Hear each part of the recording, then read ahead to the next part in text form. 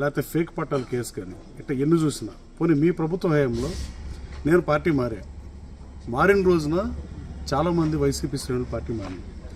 నేను కార్యకర్తల మీటింగ్ పెడితే దాదాపు 17,000 మంది వచ్చారు. 4,500 మంది మీద కేసులు పెట్టిన పరిస్థితి. కార్యకర్తని గాలి కుదరవద్దు జగన్మోహన్ రెడ్డి గారు, నేను కలిసి పనిచేయను, నేను గన్నవరం నేను ఇక మీరు చెప్పిన కండిషన్ నేను వెళ్ళలేనని చెప్పినప్పుడు కార్యకర్తలు మాత్రం గాలి కుదరవద్దు జగన్మోహన్ రెడ్డి గారు. నేను జగన్మోహన్ రెడ్డి గారిని అడిగిన మాట వాస్తవం కాదు, జగన్మోహన్ రెడ్డి గారు చెప్పండి. అది జిల్లా మంత్రులు చూస్తారని ఆయన చెప్పాడో చెప్పలేదు. అలాగే గత ఎన్నికలకు ముందు నాతో పాటు పార్టీ మారి మీరు తీసుకున్నప్పుడు చంద్రబాబు నాయుడు గారు ప్రతిపక్ష హోదా తీసేద్దామని నేను కారణంతో తీసుకున్నానని నాకు మీరు చెప్పిన మాట వాస్తవం కాదు. అలా చెప్పి మీరు రాజీనామా చేయించకుండా అలాగే కంటిన్యూ చేసి మేము పార్టీ మారినప్పుడు నాతో పాటు మారిన కాసినారి రంగబాబు గారు బ్యాంక్ ప్రెసిడెంట్గా గన్నవరం పిఎస్సిఎస్ అధ్యక్షుడిగా ఉండి పార్టీ పదవికి రాజీనామా చేసి పార్టీ మారిన మాట వాస్తవం కాదు. ఆయన మీద దాడి జరిగినప్పుడు ముఖ్యమంత్రిగా చట్టం దానిపైన చేసిందా, మీరు చేపించారా అని అడుగుతున్నాను ముఖ్యమంత్రి గారు. హాస్పిటల్లో 2 కాళ్ళు ఎరిగి హాస్పిటల్లో ఉంటే మీకు ఇంటెలిజెన్స్ బ్రీఫ్ ఇవ్వలేదా అని అడుగుతున్నాం ముఖ్యమంత్రి గారు నెక్స్ట్ డే మార్నింగ్. అలాగే తిప్పనగుండం చెందిన మాధవ శ్రీనివాస్ గారిది గోడౌన్ పడగొట్టినప్పుడు ప్రభుత్వం ఏం చేసింది? అలా ఇట్లా చెప్పుకుంటూ పోతే ఎన్నో చాలా పెద్ద లిస్టులో ఉంటుంది. ఇదంతా మాట్లాడి మీ మీడియాలు ఇదంతా చూపించలేరు. కానీ ఇట్లాంటి పరిస్థితుల్లో జగన్మోహన్ రెడ్డి గారు భాష మీద దాడి చేసిన ఏకైక ప్రభుత్వం వైఎస్ఆర్ ప్రభుత్వం. అంతకుముందు 1955 నుంచి భాషా ప్రయుక్త రాష్ట్రంగా ఏర్పడటానికి భాషా ప్రయుక్త రాష్ట్రాలు ఏర్పడటానికి కారణమే పొట్టి శ్రీరాముల త్యాగ ఫలితంగా ఆంధ్రప్రదేశ్ రాష్ట్రం ఏర్పడిన తర్వాతే భాషా ప్రయుక్త రాష్ట్రాలు ఏర్పడింది. ఆ భాష మీద దాడి చేస్తుంది నిజం కాదా? పనికిమాలిన వాళ్ళకి మంత్రులు ఇచ్చి, ఆ బూతులు తిట్టే వాళ్ళందరికీ మంత్రులు ఇచ్చి, ఆ కొడాలి నాని ఇంకెవరైనా కానీ అలాంటి ఎమ్మెల్యేని ప్రోత్సహించిన మాట వాస్తవం కాదు. ఇవాళకైనా వైఎస్ఆర్ కాంగ్రెస్ పార్టీ పునరాలోచన చేసుకోవాల్సిన అవసరం ఎంతైనా ఉంది. తెలుగు రాష్ట్రంలో పార్టీ నడుపుతా తెలుగు భాష మీద దాడి చేసే వాళ్ళని ఇంకా ప్రోత్సహించడం నేను అమానుషంగానే భావిస్తున్నాను. అలాగే ఇంకా ఆయన ఏ ఎంక్వైరీ ఎందుకు చేపించాల?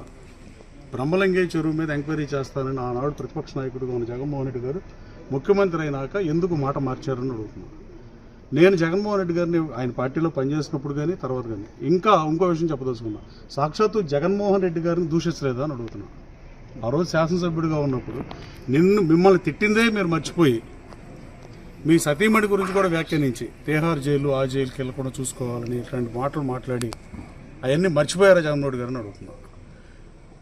భూమి గుండ్రంగా ఉంటుంది. మనం అధికారంలోకి వచ్చిన తర్వాత పోలీసు వాళ్ళని బట్టలు తీస్తానంటాం, సభ్య సమాజం హర్షిస్తుందని నేను భావించట్లా. రాబోయే కాలంలో వైఎస్ఆర్ కాంగ్రెస్ పార్టీని ప్రజలు 11 స్థానాలకు పరిమితం చేస్తే నాకు ప్రతిపక్ష హోదా కావాలని అడగడం ఎంతవరకు ధర్మం? ప్రజలు ఇచ్చిన హోదాని వదిలేసి నాకు ఆ హోదా అక్కర్లేదని రేపు ఎన్నికల మేనిఫెస్టోలో డెఫినెట్గా మాజీ ముఖ్యమంత్రి గారిని అడుగుతున్నాను. ఏ పార్టీ అయినా మేనిఫెస్టో లేకుండా ఎన్నికలకు వెళ్ళే పరిస్థితి లేదు. అది ఏ పార్టీ అయినా. మీరు ఈసారి ఎన్నికల్లో 175 సీట్లు ఉంటే 175లో 10% 18 సీట్లు కానీ, అధికారానికి 89 సీట్లు కానీ, లేదు పునర్విభజన జరిగిన నియోజకవర్గాలు 225 సీట్లు పెరిగితే 23 సీట్లు కానీ ఇస్తేనే ప్రధాన ప్రతిపక్ష హోదా కానీ ముఖ్యమంత్రి పదవి కానీ వస్తేనే నేను రాజకీయాల్లో కొనసాగుతా, అసెంబ్లీకి వస్తానని మీరు తక్షణం మేనిఫెస్టో పెట్టాల్సిన అవసరం ఉంది. మీరు ప్రజలు ఇచ్చిన తీర్పును అవమానిస్తున్నారు, శాసనసభను అవమానిస్తున్నారు, పార్లమెంట్లో ఒక రీతిగా వ్యవహరిస్తూ రాష్ట్ర అసెంబ్లీని అవమానిస్తూ చాలా బాధాకరమైన విషయం. సభానాయకుడిగా 5 సంవత్సరాల పాటు శాసనసభను నడిపి ఇవాళ రూల్స్ తెలియనట్టుగా మాట్లాడటం బాధాకరం. సభానాయకుడిగా ఉన్న జగన్మోహన్ రెడ్డి గారు ఆయన అమ్మట గెలిచిన 10 మంది ఎమ్మెల్యేల్లో కొత్తగా ఎన్నికైన శాసనసభ్యులు మొదలుపడుతున్నారు. ముందు వాళ్ళ వ్యవహారం చూడమని జగన్మోహన్ రెడ్డి గారికి హితవు పలుకుతున్నాను. నేను అన్పార్లమెంటరీ మాట్లాడతాను జగన్మోహన్ రెడ్డి గారికి కూడా తెలుసు. కానీ ఆయన దూషించినా ఆయన సర్దుకునే పరిస్థితి. కానీ ఇదేదో డాక్టర్ దొట్టా రామచంద్ర గారి మీద మాట్లాడినప్పుడు ఇలాంటప్పుడు స్పందించుంటే కనీసం వైసీపీ శ్రేణులు కూడా హర్షించాయని నేను బలంగా నమ్ముతున్నాను. నరసింహారావు ఆయన ఎంఆర్ఓగా పోలీస్ స్టేషన్లో కేసు పెడితే ఆ తర్వాత 2 రోజుల్లోనే ఏం జరిగిందో మీకు తెలుసు.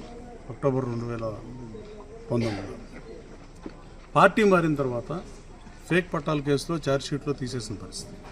మళ్ళీ దానికోసం మేము ఫైట్ చేస్తా ఛార్జ్షీట్లో మళ్ళీ సుప్రీంకోర్టు కొత్త గైడ్లైన్స్ ప్రకారం ఛార్జ్షీట్ వేసినా మళ్ళీ రీఓపెన్ చేయాల్సిన దాని మీద ఇంకా పోరాటం చేస్తున్న పరిస్థితి. ఫేక్ పట్టాలు ఎంఆర్ఓ సంతకాలు ఫోర్జరీ చేసిన మాట వాస్తవం కాదు. తర్వాత ఆ రోజున రామచంద్ర గారిని కానీ జగన్మోహన్ రెడ్డి గారి కోసం పనిచేసిన డాక్టర్ గారిని కానీ తోలనాడినప్పుడు ఎప్పుడూ మాట్లాడిన జగన్మోహన్ రెడ్డి గారు ఆయన కోసం పోటీ చేసి సర్వశక్తులు ఒడ్డి ఏ ప్రయాసాలు వచ్చి